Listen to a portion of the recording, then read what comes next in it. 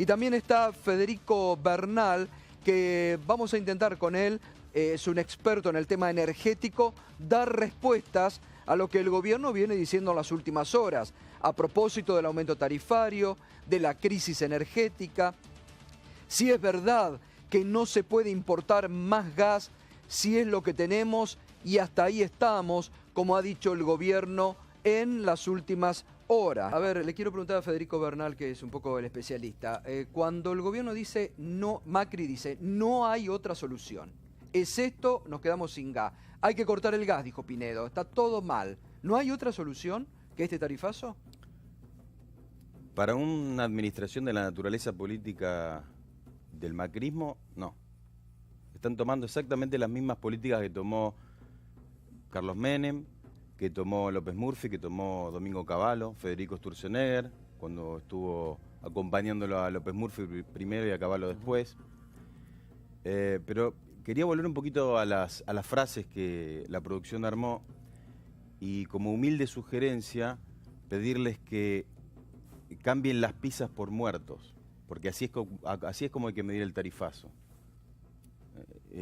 A uno le gustaría reírse, porque la verdad que todas las frases dan para la chacota, para reírse, pero la verdad que la situación es muy grave. Esto no es un tarifazo ya, esto es un genocidio energético. La semana pasada hubo 20... ¿Por qué un genocidio Porque la energético? semana pasada hubo 20, los primeros 20 muertos por hipotermia y por intoxicación con monóxido de carbono en la provincia de Córdoba. Esto, Federico, pero eso no todos los años pasan. Digo, no estás un poco exagerando, porque todos los años pasan de que 20 lamentablemente muertos, hay muertos por monóxido de carbono. 20, sí, bueno, hay que discriminar, obviamente.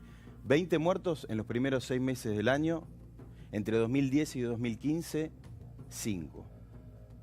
Estos son datos del Ministerio de Salud, de boletines del Sistema Nacional de Vigilancia. En Tucumán, donde estuvo el presidente de la Nación, aumentaron 200% los casos de intoxicación confirmados por monóxido de carbono. No es una coincidencia. La gente no puede calefaccionarse adecuadamente ni en el hogar, ni puede acceder a la garrafa. Entonces, en Europa, bajo las mismas, en Europa bajo las mismas, exactamente las mismas políticas de ajuste y con un incremento tarifario del 15%, que los europeos están como locos por el 15%, cada invierno va pasando de 30 a 40 a 50.000 muertes, dejó el último invierno en Inglaterra, en Gran Bretaña, en Francia, en España sumados, por exactamente las mismas políticas de ajuste y de tarifazo que los mismos europeos lo reconocen como un genocidio energético, que además acá en la Argentina está provocando también un genocidio económico. Por eso yo creo que el ministro Aranguren, claro que tiene que renunciar.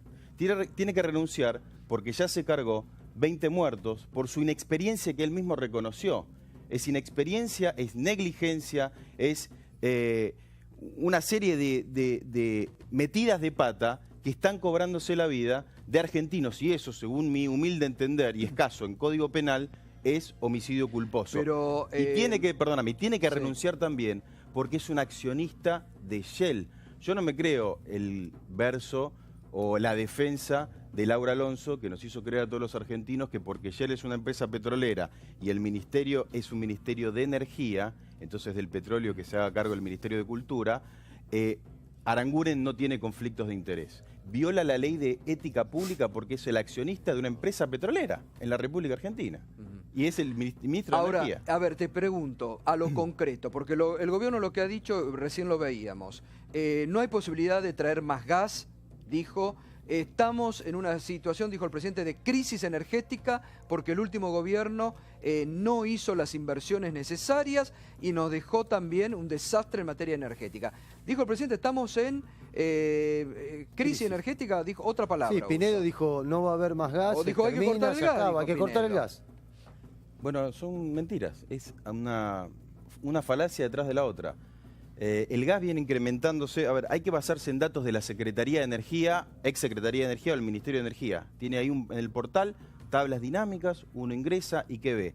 Que el gas natural en la República Argentina en los últimos 3 años... Nos quedamos sin gas, dijo el presidente. Bueno, es mentira y están los datos en el Ministerio de Energía de la Nación. Están los datos del Ministerio de Energía de la Nación. No sé si se ve aquí. En este, lo apoyo. Bueno, ahí está bien. Esto lo que muestra aquí en los últimos puntos a partir de 2014 es el incremento en la producción de gas natural. en la República Argentina, traccionado por la recuperación de YPF. En este otro gráfico, por ejemplo, se observa el exitosísimo Plan Gas, el programa Plan Gas, y cómo se incrementó la producción de todas las gasíferas que participaron del mismo. La producción de gas en la República Argentina viene aumentando sistemáticamente en los últimos 3 o 2 años y medio, si se quiere. Bueno, pero se sigue importando. Bueno, sí, Se sigue obviamente, importando, claro. Se sigue importando, antes de Bolivia, ahora de Bolivia y de Chile. Digo, una crisis hay, algo pasó, digamos, en el medio, o hay más consumo, o lo que fuera. Algo ocurrió para que estemos en esta situación. Bueno, a ver, cuando se habla de gas hay que remitirse a la década del 90. En la década del 90 se exportaba masivamente gas natural, con el consumo planchado, un país sin industria, un país con una pobreza galopante, se exportaba gas natural. ¿Y qué pasó? Si no hubiéramos exportado ese gas natural, hubiéramos importado muchísimo menos, nos hubiéramos ahorrado por lo menos 15.000 millones de dólares de importaciones.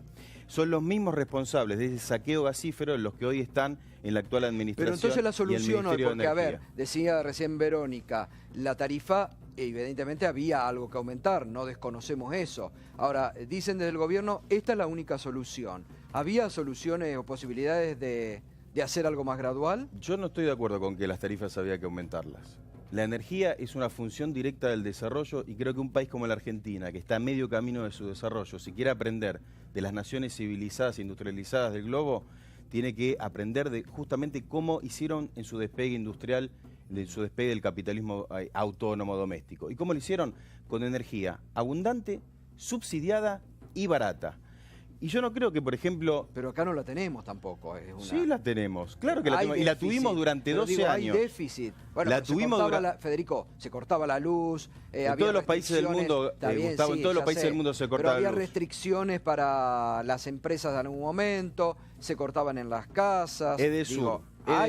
Déjame que, mira, te quiero mostrar con hay datos. un estado de endeblez del sistema energético gasífero de la Argentina. Los cortes de luz de enero a esta parte, hay una enorme responsabilidad de las empresas distribuidoras con el gobierno nacional, que como lo explicó Joaquín Morales Solá con Nelson Castro en su programa en enero, no me lo olvido más, el tarifazo, los cortes de luz los estaban planteando para justificar el tarifazo. Entre ellos dos llegaron a esa conclusión. ¿Cuánto mínimo no se cumplió con todo el plan de obras que tendrían que haber hecho las empresas eléctricas, las empresas gasíferas? ¿Cuánto menos? Y eso no hubo un control desde el Estado.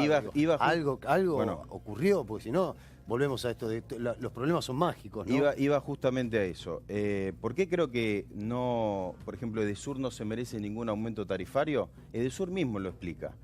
El incremento exponencial de la demanda de energía de Edesur, en su último informe, Memoria y Balance, se ve aquí, cómo incrementa la demanda de Edesur. Esto no es crisis energética. Déjalo quieto. Sí, perdón. Esto no es sinónimo de crisis energética. Para eso hay que definir qué es una crisis energética. Bueno, esto no es crisis energética. Edesur en su mismo balance reconoce que el plan de inversiones más importante de su historia, de 1992 a esta parte, y acá se puede ver con un gráfico, permiso, se puede ver con este gráfico. Arriba. Esto de arriba. No, ahí está bien, que lo apoye. ¿Ven el gráfico ahí? ¿Eso qué es? Todo eso planchado es las inversiones de la década del 90, las inversiones de la década del 90 de Edesur a lo largo de su historia. Ese salto que pega ahí es producto de un Estado que crea el Fondo para la Consolidación de Obras de Distribución, el FOSEDE, que luego recupera y obliga a Edesur a invertir como nunca en su historia. Lo reconoce Edesur, que invierte como nunca en su historia. ¿Y cuánto ganó Edesur en el último año de crisis terminal energética? 1.342 millones de pesos en 2015. ¿Y cuánto invirtió de eso? Porque también hay que hacer pregunta. ¿Invirtió o no invirtió? Sí, invirtió ¿Sí? como, te estoy mostrando, invirtió como nunca en su historia. Entonces, ¿se justifica el tarifazo para Edesur, que invirtió como nunca en su historia en los años anteriores? Bueno, y en el tema gas, porque digo, ahora que la Corte ha pedido hoy un montón de datos por ahí, le tienen que acercar esos datos de ustedes a la Corte también. Claro que sí, la Corte debería ver las tablas dinámicas de la Secretaría de Energía, debería analizar los informes anuales de CAMESA, que es la empresa que administra el mercado eléctrico mayorista y gestiona la operatividad del sistema eléctrico, ver los reportes anuales, y ahí no hay en ningún lugar de estos informes, del 2013 a esta parte, una palabra que diga crisis energética o vamos a un colapso o amerita una situación de emergencia eléctrica. Bueno, claro. Hubo un saldo de desinversión en materia energética, es más o menos claro, producto de lo que vos graficabas, y todos hemos sufrido con cortes sucesivos en momentos muy concretos o estacionalmente de los últimos años. Eso es una evidencia, que no admite mucha discusión. Ahora, es verdad lo que dice él al respecto de la rentabilidad que han obtenido las empresas. Esa rentabilidad obviamente tiene que ver con la batería de subsidios que se mantenían, por parte del gobierno nacional. Cuando llega este gobierno y quiere meter mano a los subsidios, al mismo tiempo quiere mantener los niveles de rentabilidad de las empresas. Obvio. Que también tenían durante la década kirchnerista. ¿Siguen recibiendo los subsidios las empresas? Sí, Ojo, claro que del sí. gobierno. Claro. Pero apuntan a que tengan menos, y esta recomposición tarifaria tiene que ver con cómo mantenemos los niveles de rentabilidad de las empresas sobre la base de que el subsidio va a ser menos y esa parte la tienen que cubrir los sectores populares con estos tarifazos. ¿Cuál es Acá el está el drama. Esa es la locura. Acá está el drama de este problema. Yo comparto con Federico la energía, sobre todo para la producción, para un país que crece, que consume, tiene que estar garantizada por el Estado. Esto está claro. Yo comparto eso. Y no se debe trasladar el precio al funcionamiento de los sectores más vulnerables. Esto es real.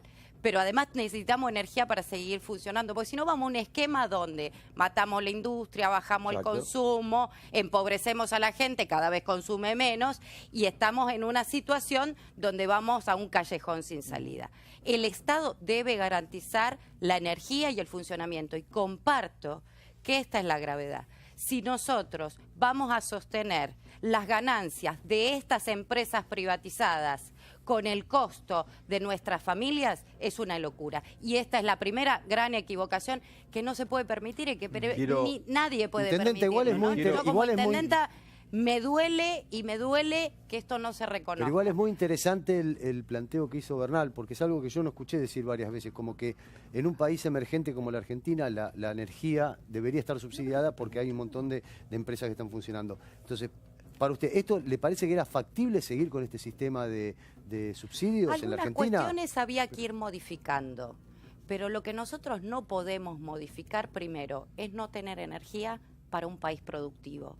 Y segundo, y para el funcionamiento de la vida de todos los argentinos. Y la segunda cuestión es que no podemos privilegiar que las empresas sigan ganando a costa del pueblo y el funcionamiento del pueblo. Eso, una cosita, Gustavo, sobre eso me quiero referir, lo cortito, que dice la intendenta, que tiene que ver con la Cámara de Empresas que funciona en el Ministerio de Energía. Ahí no hay un Ministerio de Energía, hay una Cámara de Empresas con poder ministerial.